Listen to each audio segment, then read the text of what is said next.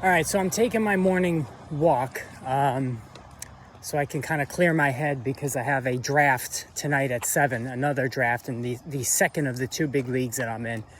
And by the way, I wish I could be running. I'm a habitual runner, but I had surgery last Friday, so I can't run for a couple of weeks. So you know what? We adjust, we do what we could, and so I'm walking. But anyway, this is the Fantasy Sports Plus. If you don't already subscribe, make sure you hit that subscribe button. But this morning, I'm debating at the top of the draft since I have the first pick. And in this league that's been going for almost 20 years with the same group of people, I've never had the top pick before. All right, not once. And I'm sorry about the cars going by. But yeah, so getting back to the draft, I have the top pick. Never had the top pick before. I'm not really thrilled about having it first pick this year, but I'm really pondering now Christian McCaffrey. I'm getting seduced, and I knew this was going to happen, and I really just feel dirty and rotten about it. But when I landed the first pick originally, I was taking Justin Jefferson, 100%. But in the second league that I'm in, that's a really big league of mine. I had the fourth pick, and I used that on Jefferson. So one of the biggest things you always want to do is diversify your ownership of players. You don't want to have the same players on all of your teams because then if they get injured, you're screwed on more than one. So JJ's out. Then I thought, Cooper Kupp, right? But again, the elbow issue with Stafford's very mysterious, very... it's just shrouded in mystery, and I don't feel good about using the top pick on a guy whose quarterback might be ailing, as tough as Stafford is. But he is 33. He threw a lot last year, wear and tear, who knows? So that leaves Taylor, Jonathan Taylor, and McCaffrey. The easy call is Taylor, 100%. The safe move is Taylor, 100%. But I've never owned McCaffrey before, and I like to be a shoot to the moon, go for broke, push your chips in the middle of the table guy, as opposed to playing it safe. You don't win titles playing it safe. I mean, you could win it playing it safe, but that's not fun.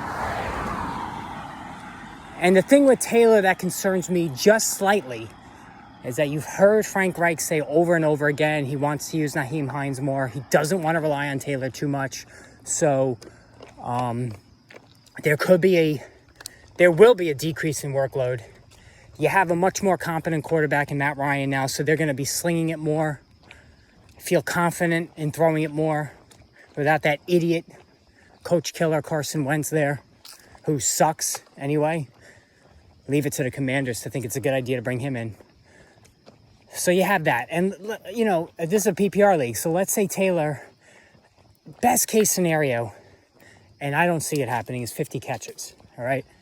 I don't see that. I don't even see that happening. I see him more in the 40 range, which is still good. Don't get me wrong. I mean, it's not 20. But McCaffrey, if McCaffrey can just even get 14 games in, he's 80 catches easy. He's 10 touchdowns easy. He's 1,400 yards rushing. I mean, he's a 1,000 guy if he just somehow stays on the field. Now listen, I get it. I sound like such a hypocrite because I've been saying all along, McCaffrey, don't do it. He bulked up a couple of summers ago. He can't stay healthy. But what really threw me is the fact that I was able to land Jefferson, who would have been the first pick in this league, number 1 overall. I have no hesitation taking him. Is that I landed him 4th in my other league, and I can't double down. If Stafford was healthy, I would have went Kupp. So those are my first 2 choices with number 1 overall. Taylor, I love him. I do love him. That's maybe the top 5 offensive line, maybe, right behind the Eagles in terms of best offensive lines in football. But I'm not excited to draft him. I don't know what it is. I'm just not excited about Jonathan Taylor. But post in the comments below. Let me know what you think about this. I would love to hear your thoughts. Tell me I'm an idiot.